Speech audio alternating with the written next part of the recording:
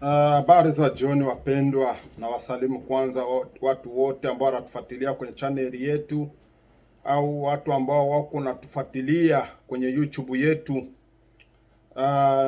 Leo mimi naenda kuongelea watu ambao wanapatikana Marekani au watu ambao wanaishi Marekani.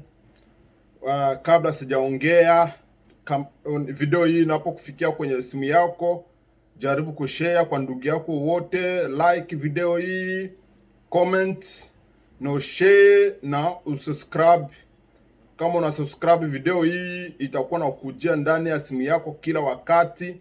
Baada ya wiki tatu utakuwa napata video mpya, kwa sababu baada ya wiki 3 tunatoa video mpya, tunatoa mashauri mbalimbali, utakuwa nazipata hapa kwenye channel yetu au kwenye YouTube yetu. Leo naenda kuongelea watu ambao wanaishi Marekani au watu ambao wanapatikana Marekani. Naenda kuongelea maisha ya Marekani. Maisha ya Marekani yamekuja magumu sana. Maisha ya Marekani, watu wanashindwa kulipa manyumba, watu wako wanashindwa kulipa nyumba. Unakuta mtu anaishi nyumba ya Marekani, ile nyumba unabidi kuilipia kila baada ya mwezi, unabidi kulipa nyumba, unalipa maji, unalipa umeme, unalipa kila kitu. Kuna familia moja Marekani, hapo Marekani, wamemfukuza ndani ya nyumba, kwa sababu hakulipa nyumba. Unajua hali ya Marekani, unaposhindwa kulipa nyumba unabidi ufukuziwe, kwa sababu wazungu huwa watanii. Wazungu sio watu weusi eti utaenda kuomba msamaha, nisamee, nitalipa nyumba wiki ambayo inakuja, au nitalipa nyumba baada ya mwezi mmoja nitalipa nyumba. Mzungu yeye huwa asamee. Unaposhindwa kulipa nyumba unabidi ufukuziwe, wewe na jamaa yako yote. Kuna familia moja ambayo inapatikana Marekani, sitaitaja jina, imefukuziwa baada ya wiki 2 hapo imepita. Wamefukuza familia nzima.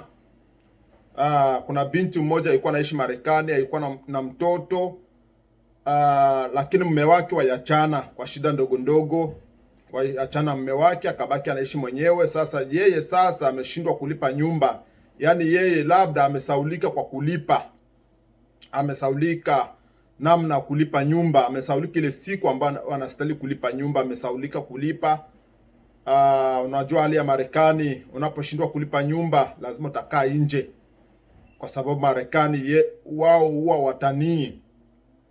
Hiyo familia imefukuziwa kabisa, mizigo yote ikuwa nje, kila kitu kikuwa nje, kila kitu wamefukuza ile familia nje, kwa sababu ameshindwa kulipa nyumba. Sasa nyinyi ambao unapatikana Marekani, unapofanya kazi, fanya kazi kwa ujanja. Unapofanya kazi kumbuka kulipa nyumba, sio kwenda kununua magari za 70,000, 80,000, unaenda kununua gari 50,000, unaenda kununua gari 40,000, lakini nyumba umeshindwa kulipa. Lakini gari unatembeza gari 80,000. Kuna watu ambao wanatembeza gari F90, gari F90, unaenda kununua gari F90 za Kimarekani, wala unanunua gari F50 za Kimarekani, lakini nyumba huku umeshindwa kulipa nyumba. Unajua unaposhindwa kulipa nyumba, hata iwe 1,000 utakaa nje, utafukuziwa ndani ya nyumba, unahangaika mitaani. Sasa hiyo familia imepata matatizo makubwa sana. Nyumba walikuja kumfukuza mnyumba, na watoto wote wakakaa nje, wote waitoa nje, mizigo yote nje, vitanda vyote nje, alikuwa na TV nje, kila kitu unabidi unatolewa nje. Yani unafukuziwa kama wanafukuza umbwa, kama unavyoona umbwa wanapofukuza umbwa ndani ya nyumba, na ndio hiyo familia imefukuziwa, kila kitu kikaa nje. Kwa hiyo wapendwa, ambao nyinyi ambao unapatikana Marekani au mnaishi nchi ya Marekani, muwe mnakula kidogo, na ingine muwe nakumbuka namna ya kulipa nyumba. Mlipe nyumba, mlipe maji, umeme. Hivyo ndio vitu vya kwanza ambao wewe viweke kwenye akili yako. Kama unapenda kuishi Marekani, Kitu cha kwanza ni nyumba. Kitu cha kwanza ni nyumba. Bora ukose kula, bora ulale na njaa, lakini nyumba usikose. Kwa sababu unapokosa kulipa nyumba,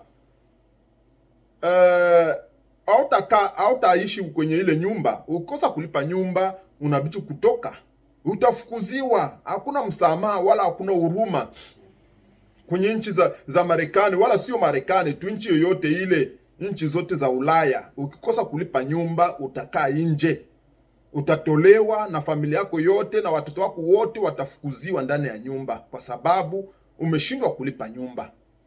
Sio tu Marekani, Ulaya yote ambao utaishi, nchi yote ya wazungu kwenye utakaa, ukishindwa kulipa nyumba, hakuna msamaha. Kwenye wazungu hakuna msamaha. Mzungu yeye huwa hana msamaha na mtu.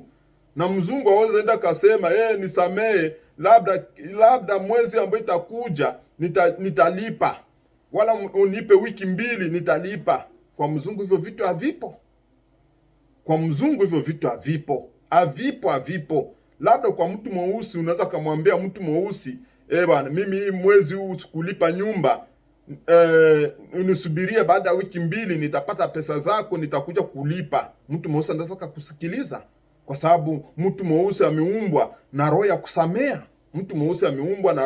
ya kusamea. Lakini kwa mtu mweupe, ndugu zanguni wapendwa, unaposhindwa kulipa nyumba, utakaa nje na watoto wote watakaa nje.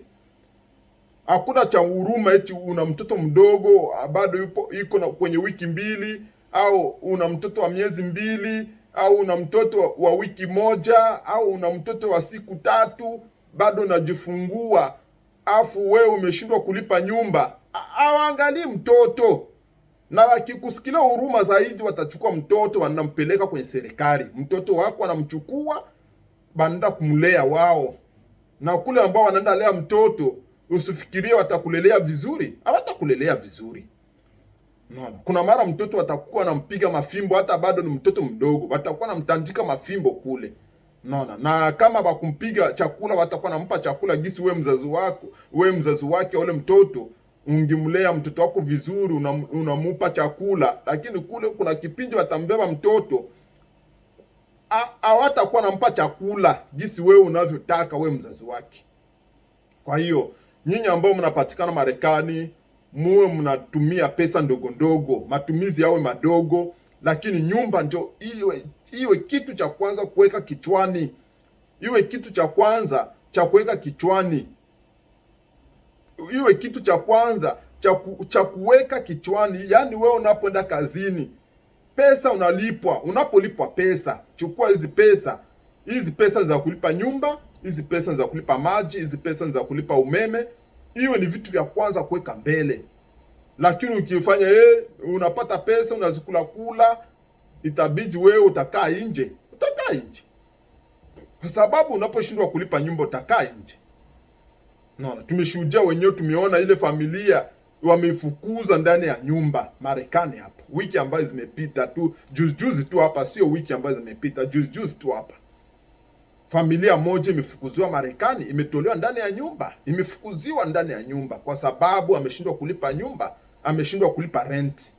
Kwa sababu unaposhindwa kulipa renti, utakaa nje. Utatolewa ndani ya nyumba na hakuna msamaha. Hata ikiwa dola 2,000 wala 1,000, umeshindwa kulipa ile dola 1,000 wala umeshindwa kulipa dola 2,000 ndani ya nyumba, utatolewa nje. Unajua hizi nyumba ambao wanazijenga juu ya biashara. Nyumba zote ambao mnaona Marekani, na sio Marekani, nchi zote za Ulaya, nyumba zote wanazijenga kwa sababu ya biashara. We sasa unaposhindwa sasa kulipa ile pesa zao za nyumba, utakaa nje. Mizigo yako yote wataitupa nje kama gisi wanavyotupa umbwa, wanavyofukuza umbwa ndani ya nyumba, ndio gisi utafukuziwa. Kwa hiyo mujaribu muwe mnalipa nyumba, mwache kununua magari kubwa, magari makubwa, mnaenda kununua magari za thamani kubwa, lakini nyumba mnashindwa kuilipa. Mwache kununua magari kubwa. Nunua gari hata ndogo tu ya kupeleka kwenye kazi tu. Ununue gari tu hata ya dola 2,000 wala dola 1,000. Tafuta gari hata ndogo. sio kwenda kununua gari tu eti wewe ujioneshe una gari kubwa, ujioneshe una gari kubwa sana kuzidi gari ya rais. Unaenda kununua gari kubwa ya kuzidi rais, na huku mwisho umeshindwa kulipa nyumba, mwisho utakaa nje. Sasa ile gari utaiweka wapi unapofukuziwa ndani ya nyumba za watu? Nunua gari ndogo, nunua gari ndogo, gari hata ya dola 1500 wala dola hata 3000. Utapata gari hata dola 3000, wala gari utaipata gari hata dola 2000.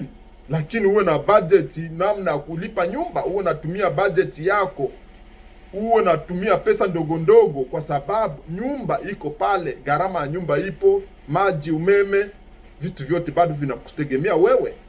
Kwa hiyo jaribuni kutumia pesa ndogo ndogo. Kwenye TV yetu utakuwa napata mashauri yote utaipata kwenye TV yetu. Usikuwe na kosa kusubscribe, usikose kulike na kucomment na kushare kwa kila mmoja, ili kila mmoja apate video hii. Nawatakia jioni njema na usiku njema. Asante sana.